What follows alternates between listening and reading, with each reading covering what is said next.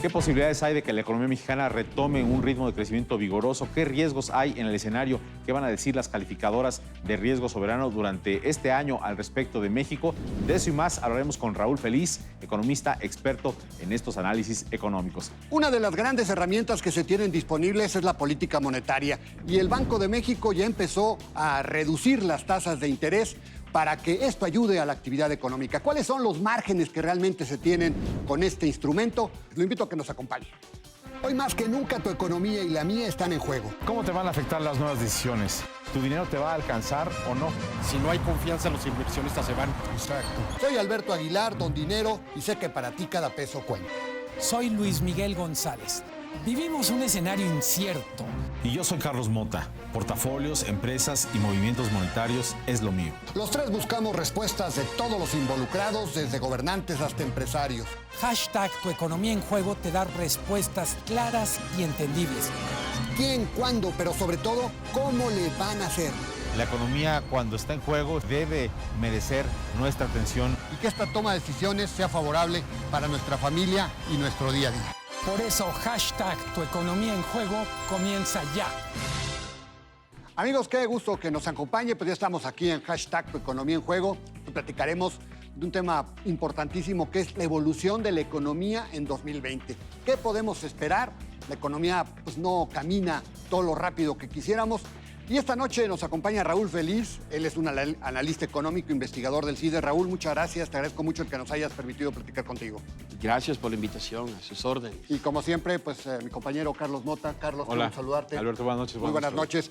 Bueno, pues Raúl, ¿qué podemos esperar para este 2020? Lamentablemente, de inmediato empezaron los ajustes de las previsiones económicas a la baja. Ya estamos en previsiones, pues algunos bastante pesimistas sobre 0.2, 0.4, 0.5, 0.6. ¿Qué podemos esperar para nuestra economía en este 2020? ¿Qué estás viendo tú?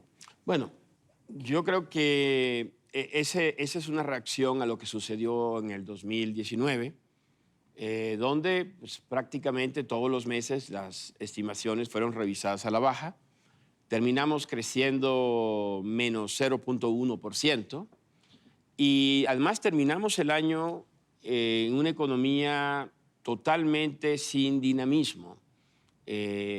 Ahora sí que se hizo una combinación casi perfecta de cero demanda externa, o sea, no tuvimos un crecimiento de la demanda externa significativa porque hubo una desaceleración de la industria automotriz, del sector manufacturero a nivel global,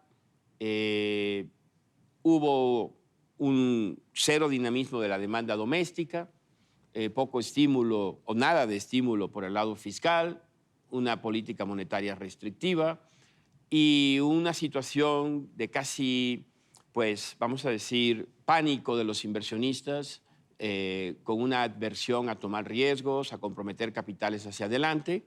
Así hemos comenzado el año y pues para este año la encuesta de Banco de México del mes de enero todavía registra un crecimiento estimado en promedio de 1%.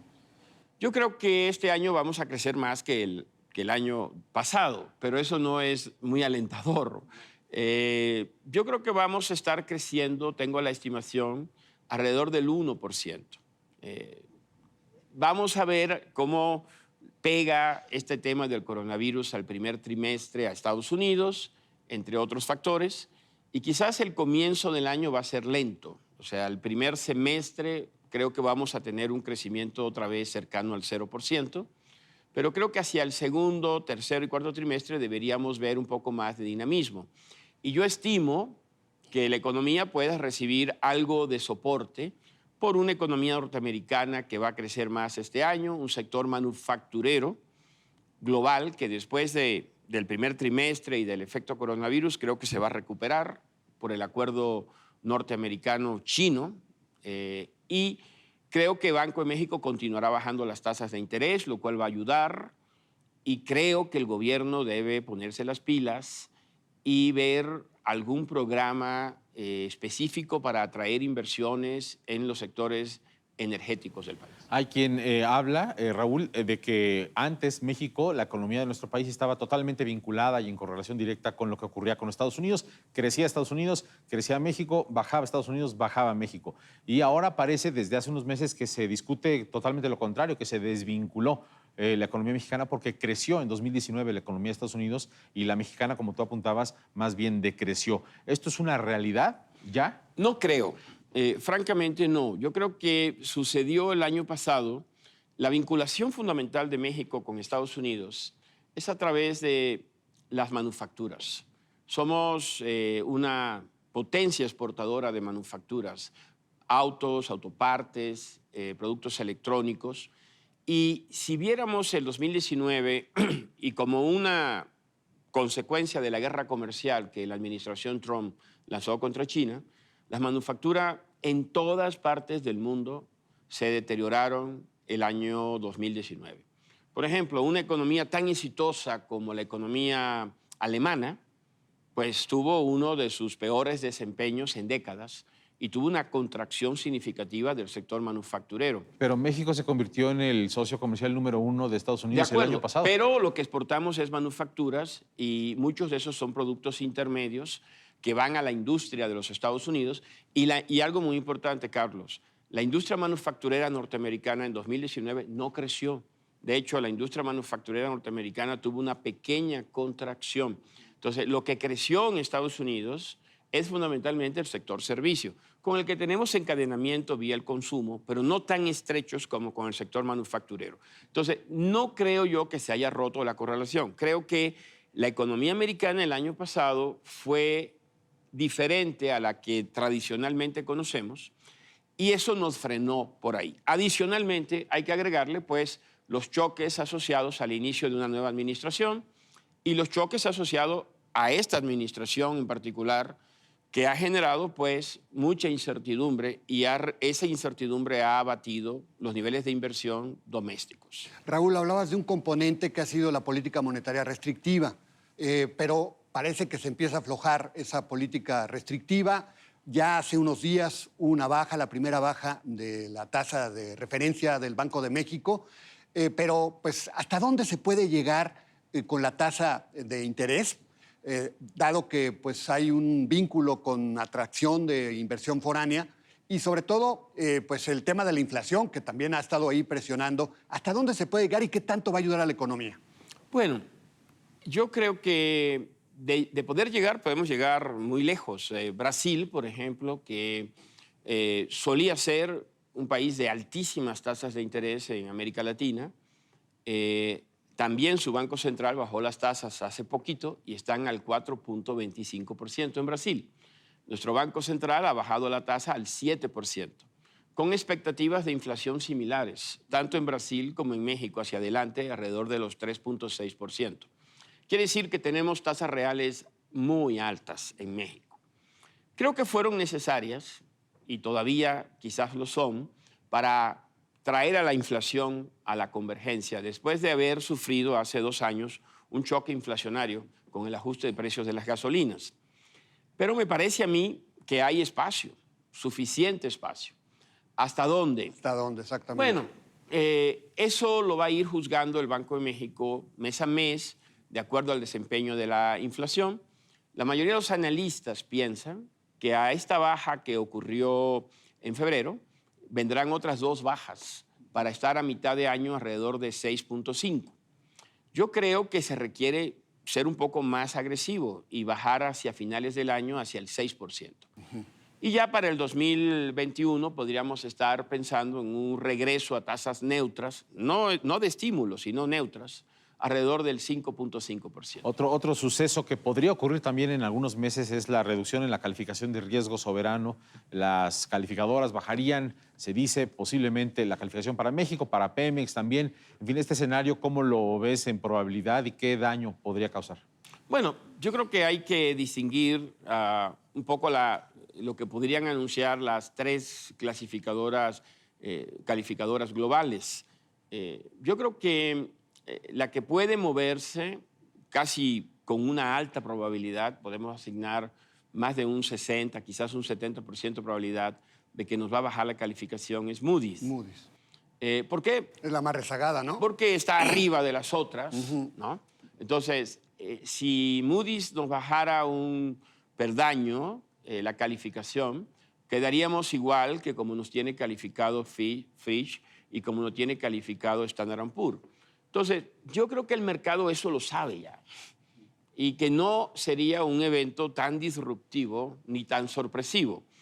Quizás lo que habría que prestarle un poco de atención es que si Moody's baja la calificación también a Pemex, Pemex quedaría por debajo del grado de inversión y sería ya la segunda calificadora.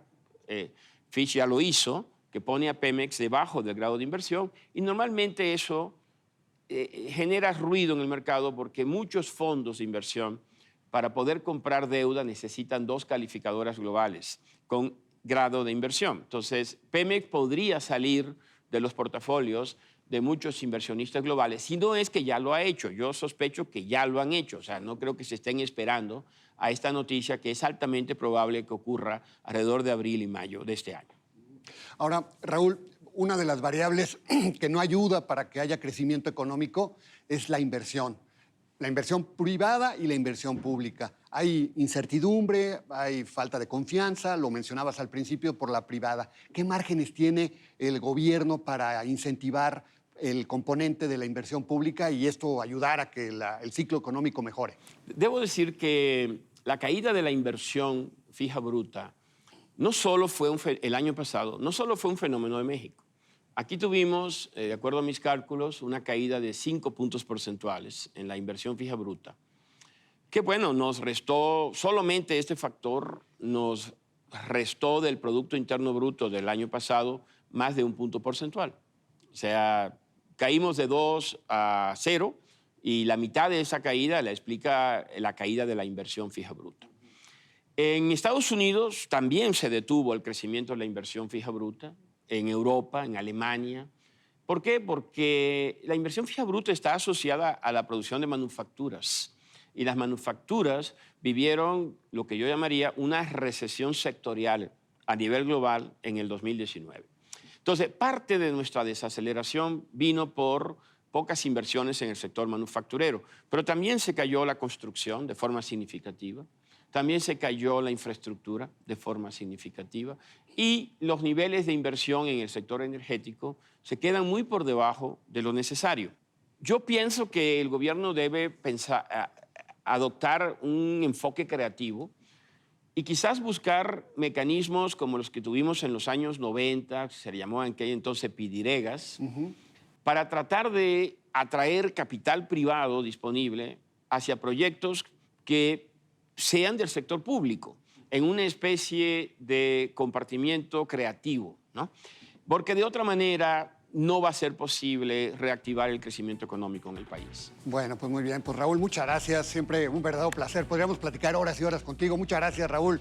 Siempre un gusto, ¿eh? Muy buenas noches. Él es Raúl Feliz, pues es un analista económico, un investigador del CIDE, un especialista en esta materia. Gracias por acompañarnos, Raúl. Carlos, gracias, como siempre, un verdadero placer. Buenas noches. Amigos, ya nos vamos. Gracias por habernos sintonizado. Muy buenas noches.